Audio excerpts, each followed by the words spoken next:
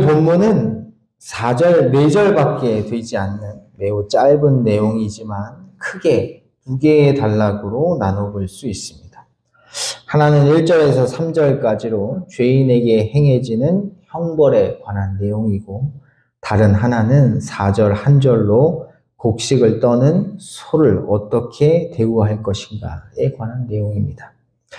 먼저 첫 번째 이야기의 시작인 1절을 보면 사람들 사이에 분쟁이 발생하여 재판을 통해 시비를 가리려고 하는 경우가 제시됩니다.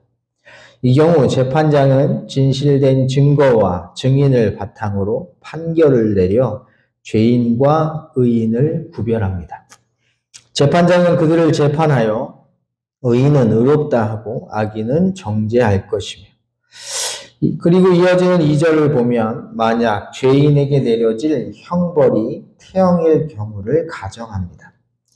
여기서 태형은 매질을 말합니다. 이처럼 죄인에게 매질이 선고된 경우 때려야 할 숫자는 그가 지은 죄에 따라서 결정됩니다. 그를 엎드리게 하고 그 앞에서 그의 죄에 따라 수를 맞추어 때리게 하라.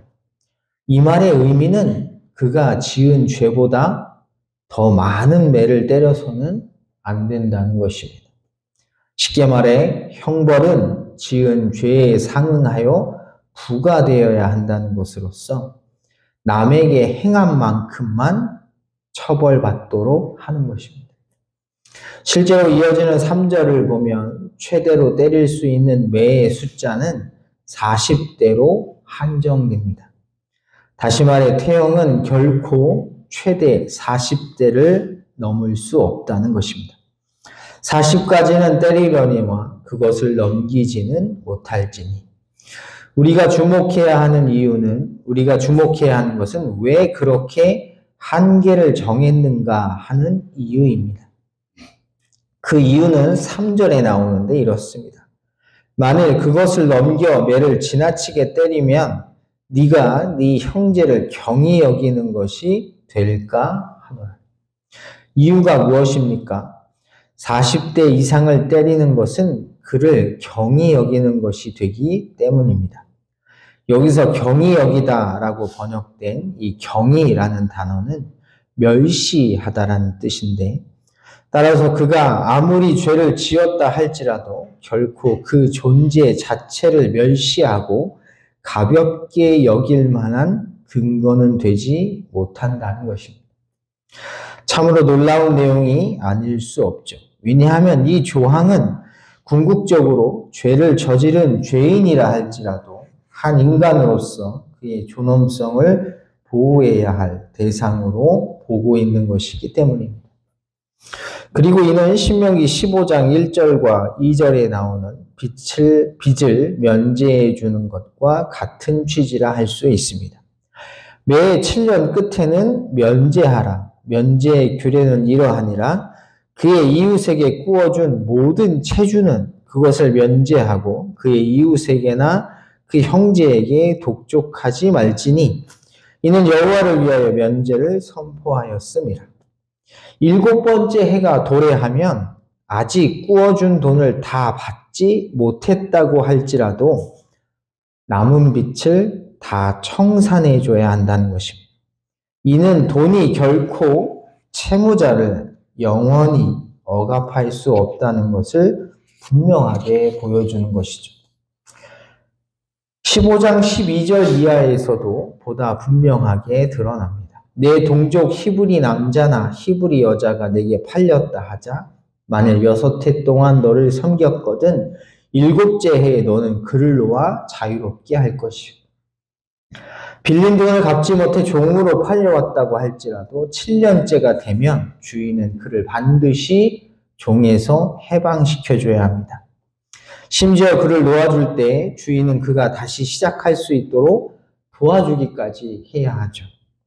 이러한 법 조항들은 그 무엇보다 인간의 존엄성이 더 중요하다는 것을 분명하게 보여주고 있다 할 수 있을 것입니다. 이어서 4절은 곡식을 떠는 소에 관해 말하고 있습니다. 곡식 떠는 소에게 망을 씌우지 말지니라. 여기서 언급된 곡식을 떤다는 것은 소가 곡식을 밟아서 알곡과 껍질을 분리하는 것을 말합니다. 따라서 곡식 떠는 소에게 망을 씌우지 말라는 이 조항의 의미는 이런 것입니다. 곡식을 밟아서 껍질을 분리하는 일을 하는 소의 입을 막아서 먹지 못하도록 하지 말라. 쉽게 말해 일하는 가축에게 반드시 뭐 하라는 것입니까? 먹을 거를 주라는 것입니다. 그리고 이는 가축 역시 노동에 대한 합당한 대우를 해줘야 한다는 것으로서 궁극적으로 아무리 말 못하는 가축이라고 할지라도 억압과 착취를 해서는 안 된다는 것을 분명하게 보여주는 것이라 할 수 있습니다. 출애굽기 23장 11절과 12절은 바로 이것에 대한 내용이 좀 더 분명하게 기록되어 있습니다. 출애굽기 23장 11절은 일곱째 해에는 땅을 기경하지 말라고 명령합니다. 일곱째 해는 갈지 말고 묵혀두어서. 이 말은 일곱째 해에 뭐 하지 말라는 거예요? 파종을 하지 말라는 것입니다. 그리고 왜 그래야 하는지 이유가 다음 구절에 나옵니다. 네 백성의 가난한 자들이 먹게 하라. 일곱째 해에는 그 땅의 주인이 파종을 하지 않았기 때문에 그 해, 그 땅에서 자라나는 것의 주인은 누구입니까? 그 땅의 주인이 아니라 원래 땅의 주인인 하나님이 되십니다. 그리고 그 하나님께서는 그 해 자라난 것을 누구에게 주시냐면 가난한 자들에게 주십니다. 그런데 여기서 주목해야 할 것은 일곱째 해 땅에서 나는 것은 가난한 자들만 먹을 수 있는 것이 아니라 누가 또 먹을 수 있냐면 들짐승이 먹을 수 있습니다. 그 남은 것은 들짐승이 먹으리라. 이어지는 12절은 일곱째 날, 곧 안식일에 관한 규례입니다. 우리가 이미 잘 알고 있듯이 일곱째 날인 안식일에는 아무 일도 하지 않고 쉬어야 합니다. 너는 엿새 동안에 내 일을 하고 일곱째 날에는 쉬라. 중요한 것은 이날에 쉬는 것은 역시나 단지 사람만이 아니라 누구도 쉬어야 하냐면 가축들도 쉬어야 합니다. 내 소와 나귀가 쉴 것입니다.